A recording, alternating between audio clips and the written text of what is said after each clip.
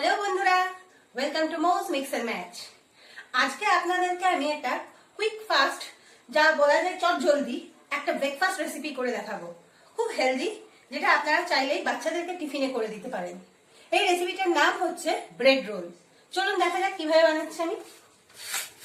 এর জন্য আমি প্রথমে নিয়ে নিয়েছি কপিস ব্রেড, 3টে ডিম সেদ্ধ, সামান্য মেয়োনিজ, গোলমরিচের গুঁড়ো, নুন। তা আমরা কি করছি, প্রথমেই দেখুন পাউরুটিটার এই যে সাইডটা আমরা কেটে ফেলে দেবো।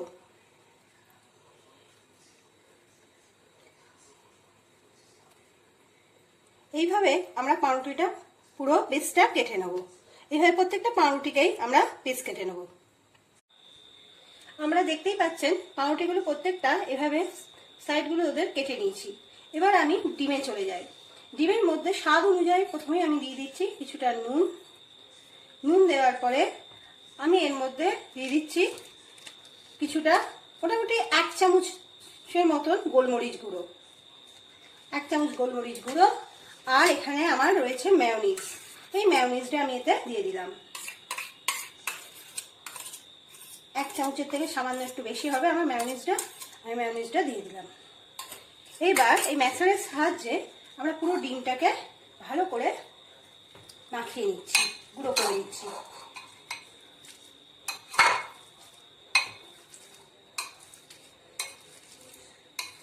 এই টিফিনটা আমার মনে হয় বাড়ির ছোট বড় সবারই খুব প্রিয় হবে। সকলেরই এই ব্রেকফাস্ট টিফিনটা খুবই প্রিয় হবে।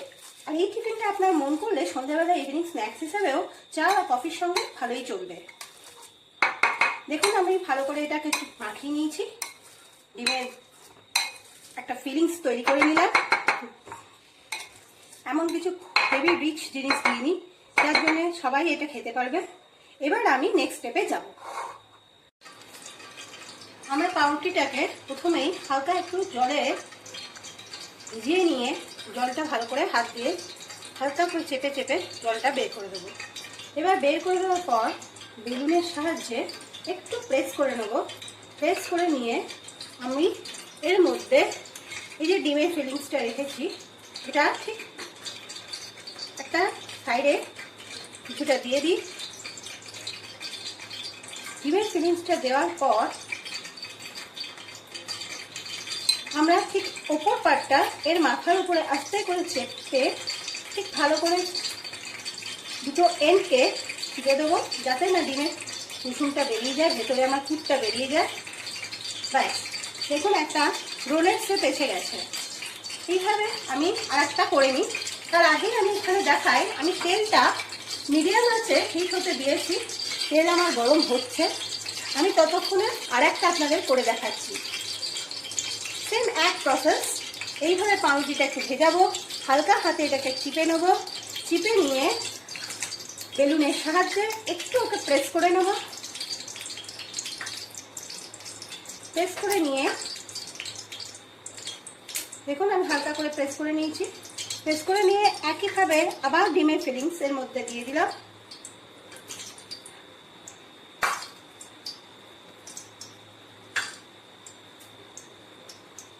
দিয়ে একে ঠিক ওপরটা এর ওপরে চাপিয়ে একটা রোলের শেপ একে দিয়ে দিলাম।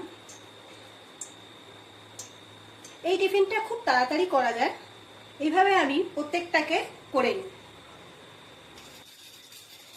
এবার আমি একটা ডিমকে ফাটিয়ে কিছুটা ডিমের গোলা তৈরি করে নিয়েছি। আর এখানে কিছুটা পাউরুটি গুঁড়ো করে, অর্থাৎ পাউরুটি স্ক্রাম্ব তৈরি করে নিচ্ছি। এইবার আমি এই যে আমার পাউরুটির যে রোলগুলো তৈরি করেছি, এগুলো আস্তে করে ডিমের গোলায় ডুবিয়ে কিছুটা এপিট ওপিট করে লাগিয়ে ডিমের গোলাতে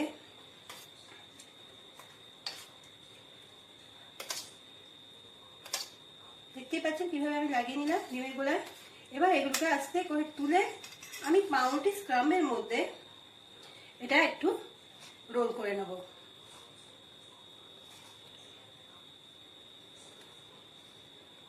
এর আগেই আমি বলেছি আমার তেলটা মিডিয়াম হাটে গরম হচ্ছে। এবার আমি ডাইরেক্ট এটা তেলে দিয়ে দিলাম। হালকা আঁচে আমি করব প্রত্যেকটা, যাতে আমার ভেতরটা ঠিক থাকে এবং পুড়ে না যায়। সেম অ্যাজ ইট ইজ আরেকটা আমি ডিমের গোলায় ডুবিয়ে নিয়েছি। আর এইভাবেই পাউরুটি স্ক্রাম্ব এর মধ্যে লাগিয়ে নিয়েছি। ভালো করে পাউরুটি স্ক্রাম্বটা লাগিয়ে নেওয়ার পর আমি আবার একটা ডিমের গোলাতে তেলের মধ্যে দিয়ে দিলাম। হালকা লাইট ব্রাউন কালার হলে একটা সাইড আমি আবার ওই দিকটা উল্টে দেবো। এভাবে আমি প্রত্যেকটা একটা একটা করে তুলে নিই। আমি এখানে 6টা ব্রেড নিয়েছিলাম, 6টা ব্রেডে আমার 3টে ডিম সেদ্ধ লেগেছে, আর একটা ডিম যেটা আমি গোলা করেছি, ডিমের ব্যাটার তৈরি করেছি। দেখুন আমার একটা সাইড অলরেডি লাল হয়ে গেছে, হালকা লাইট ব্রাউন কালার এসে গেছে। আমি ঠিক এইভাবে আস্তে আস্তে একটা একটা করে সবকটাকে উল্টে নিচ্ছি।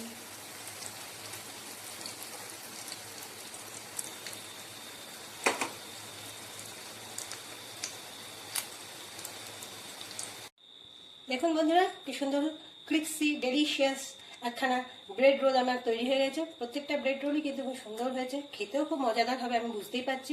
আপনারাও দেখে নিশ্চয়ই বুঝতে পারছেন।